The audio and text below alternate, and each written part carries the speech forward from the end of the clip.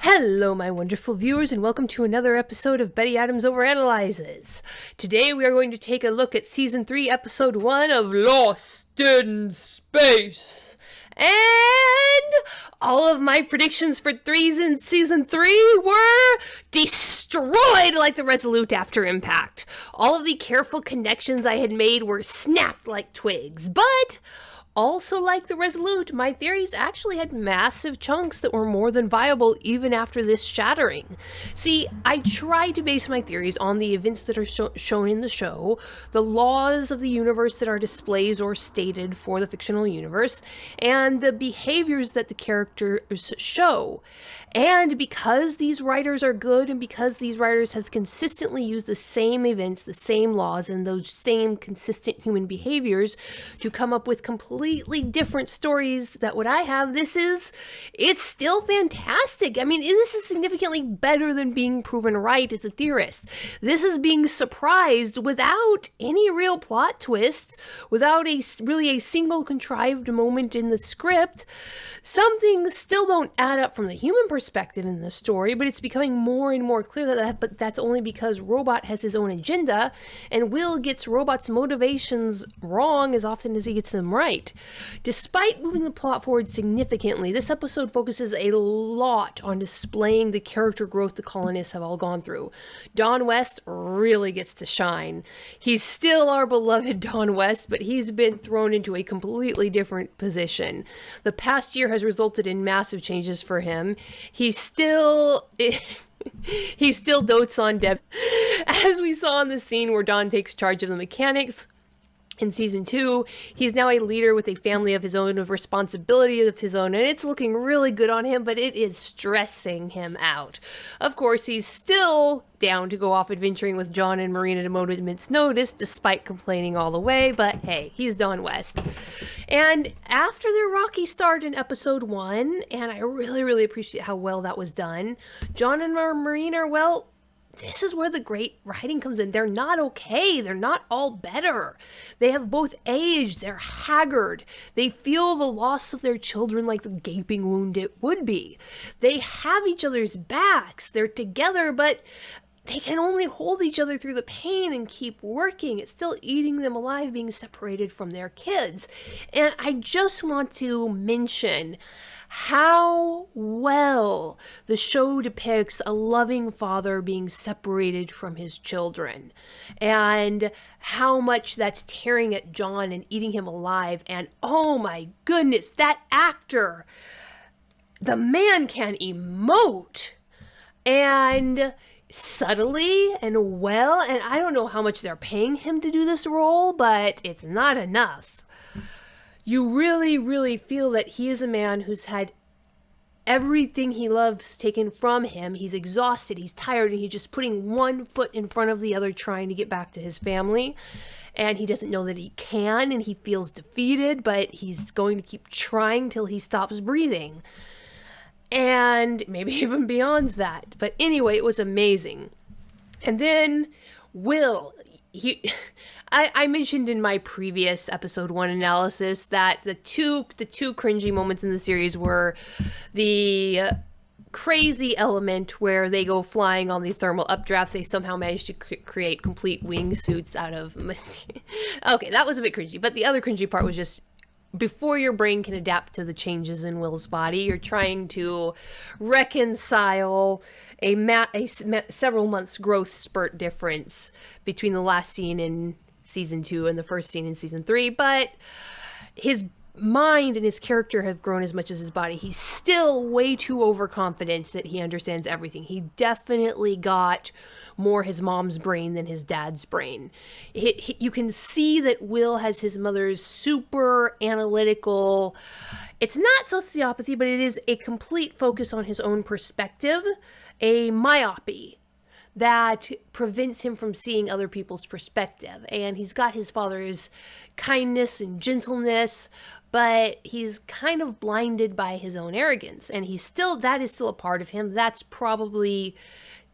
not and the writers wrote that well. That's not a monkey that you get off your back without years and years of fighting it. And he's can bandy words with other dangerous characters. He knows how to keep secrets wisely, and he knows how to make hard decisions. And Penny has matured too. She's calmer, honed into an early adulthood and responsibility that's left her just a little bit bitter, but without entirely losing her sense of humor and her snarky comebacks. And Judy is, to be honest, Judy doesn't get much in the way of character growth. And everything we see of her character, it's not really character development either, because we already knew that about her. But she does get a lot of action. It's like Judy gets kind of a James Bond arc. Fully competent, ready to go, meeting every challenge that comes to her, or relying on her loyal subordinates for it. Her character suffers a bit from being a bit too advanced, perhaps is the right word. She's doing a lot in this episode, having a great adventure, and she just does nothing new to the audience. However, there's a reason for that.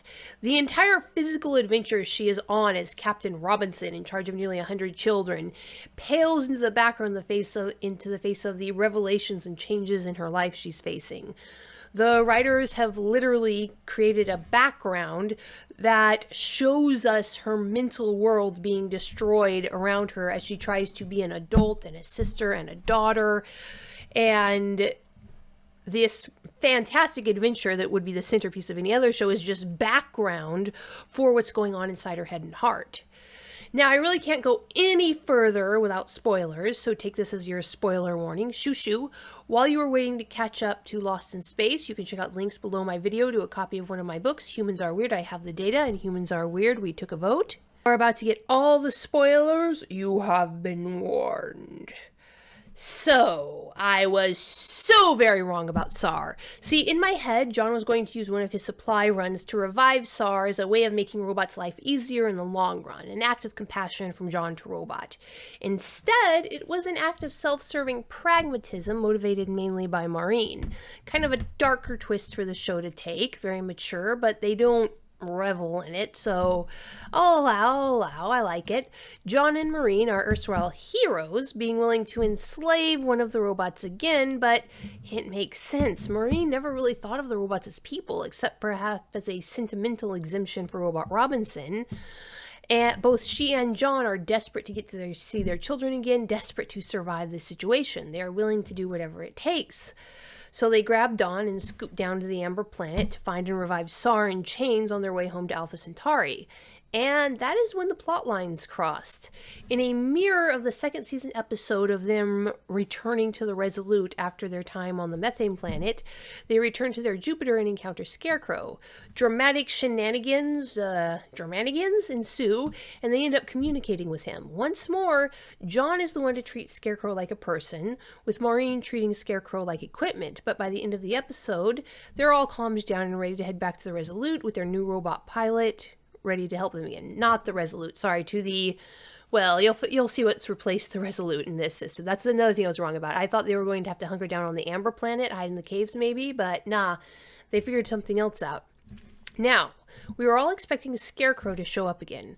However, this was not where I expected to see him. Also, his CGI body has taken a beating since he faced down the Silvers, or rather, Scarecrow hasn't had a chance to heal at the rings since that beating. This is suggestive. Robot is still battered, but he's nowhere... Robot was still battered on this planet, but he was nowhere near a ring of his own. Scarecrow was within spitting distance of his home planet's rings. He shouldn't look like he got dragged behind a chariot over hard rock. One has to ask if he's now an outcast for defying the silver robots. On the other hand, he is still alive and moving around freely, so maybe an outlaw. We learned a lot in those first two episodes. First, the silver robots, or rather a new batch of them, are working in conjunction with SAR. Or they have him captured and are interrogating him. It's kind of hard to tell. They are the ones who found and revived SAR, which is odd. If this is the same group of robots who woke up on the Amber Planet, why hadn't SAR contacted them before Will found Robot Robinson in Season 2?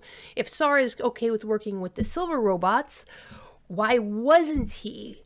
Why didn't he have a 1,000 silver robots ready to capture Will?